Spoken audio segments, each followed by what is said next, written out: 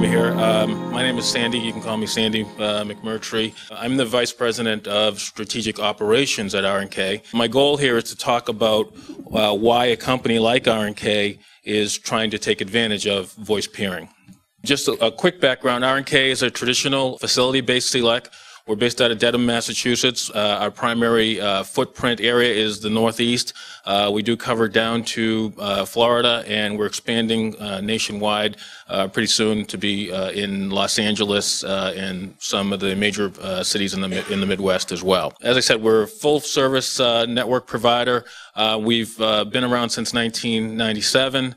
Most of what we've done has been obviously in the TDM environment, both retail and wholesale products that we offer. What we try to do is best combine our roots as a traditional telephone company with technical innovation. So those of you who have seen us at trade shows know that we've expanded into offering a lot of the, again, typical wholesale products that carrier customers would want, originations, terminations, DIDs, all those types of things that have kind of made our world revolve for the last 10 years. We do have an announcement that came out about 3 weeks ago, a month ago, where we did merge with a company called Wave-to-Wave Communications. They're based out of New Jersey. The play there was to expand our capabilities in the small, medium business and enterprise marketplace. So that acquisition is helping us in that realm. So again, we're sticking with a lot of our traditional telephone company abilities, but one of the reasons we're interested and have started our conversations on the VPF is the expanded capabilities that will offer us. One of the kind of buzzwords that's always been around is convergence. And, you know, when we tried to take a look at what that means, and in the simplest form, it is basically the combination of the old and the new. What George said is very relevant to a company like R&K, where, again, we are primarily a TDM-based infrastructure, obviously a lot of sunk capital, a lot of sunk costs there that we are trying to capitalize on, maximize at every turn.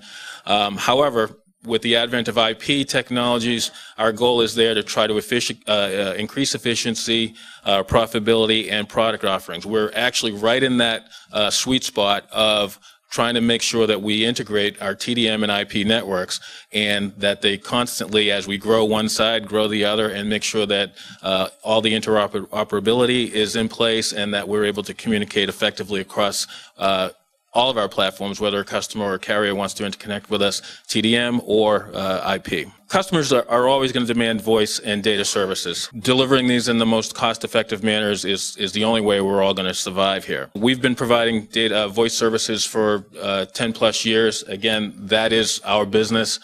We have no plans to abandon that. What we do want to do, of course, is keep that simple. Joining the VPF allows us to simplify a lot of what we do on the voice side, and also have that capability of expanding on the data side and take advantage of other technologies that are coming down the road. Well, one of the things that we've always said is that the key is still how we manage and work with our customers. Obviously, the customer definition is expanded, so we're not talking about just the end user customer, but carrier customers, vendor customers, everybody that you have a relationship. Coming to forums like this, participating in all the other industry forums, are really what's going to allow us to separate ourselves and how those relationships are managed. The challenges that we have from a network planning and engineering standpoint are, again, to leverage peering relationships to minimize network costs. We've all been in the TDM environment kind of hostage, so to speak, to the ILEC interconnection model. Going through TDM, going through the ILEC tandems has been difficult, has been slow, has been painful for all of us in the CLEC environment, and typically we take quite a beating when trying to do that.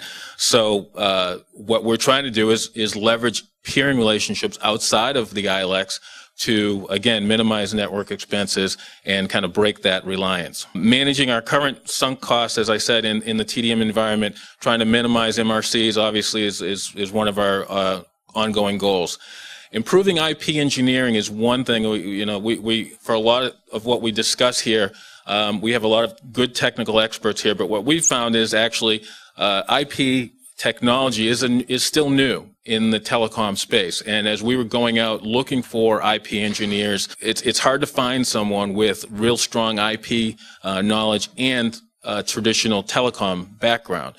So we found ourselves going to some of the non-telecom industries to find those folks, find people who worked in the financial industries, et cetera, where we're trying to capitalize again on the strong IP capability, but then try to grow that into working with our traditional telecom and TDM folks. Obviously, trying to prepare for the integration of newer technologies is the only way any of us are going to survive. One of the other things that as IP and voice peering becomes more ubiquitous, obviously what you need to do is try to separate yourself from, again, a customer service standpoint, but also from a technical standpoint. Your quality of service, your ability to monitor your network, your ability to respond to your customers, your ability to proactively take care of disaster issues, disaster recovery issues, I should say. And those are the things that, as we move into this new environment and we look at our team to see where can we make a difference, since the ubiquitous of the widespread use of the network is going to cut down a lot of the technical advantages you might have. Now we need to focus on what are the service advantages that we can take advantage of with our customers and make sure we use those as selling points. Proactively monitoring the network and providing proactive reporting to your wholesale partners is one way to convince them that you know what you're doing, you know how to do it, and you will keep them informed of any issues that might pop up on their network. These are all things that, again, kind of reiterate what I've been saying. Achieving that technological parity is essential for anybody to keep working in this environment.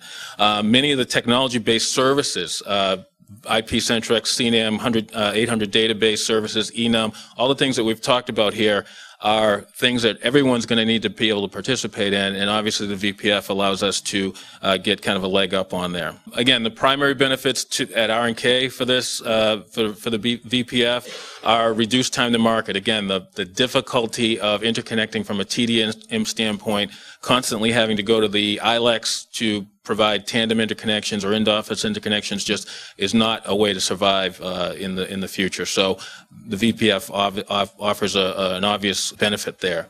Reducing capital expenditures, the ability to break that ILEC independence, and flattening the customer-provider relationship is one of the real keys that we're strategically trying to sort out right now. Because again, as everyone becomes a member of a peering network, you're able to be a customer, but you're also able to be a provider.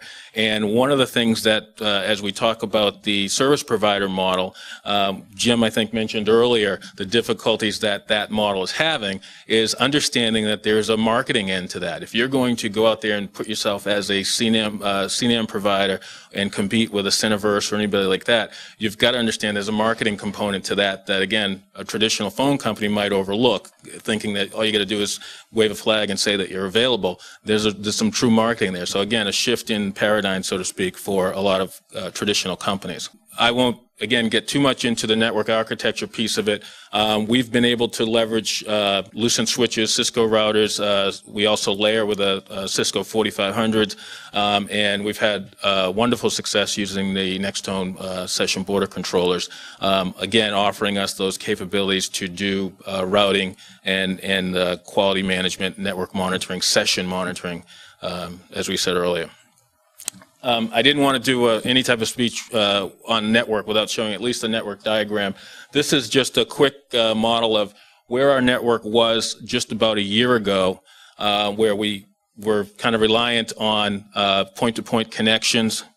And this model here just shows you where we're going, what we've done in the last year or so, and what we're doing with the VPF, providing interconnections at 3 of our primary switch locations, which provides not only redundancy, but great speed of access, and basically just opens up the world of other providers to us. The other big benefit that we're finding is just the ability to, in essence, peer with ourselves between our office locations. So, again, we look forward to what the VPF can do for us in the future, and we hope you'll always come to R&K for any business that you might be looking for.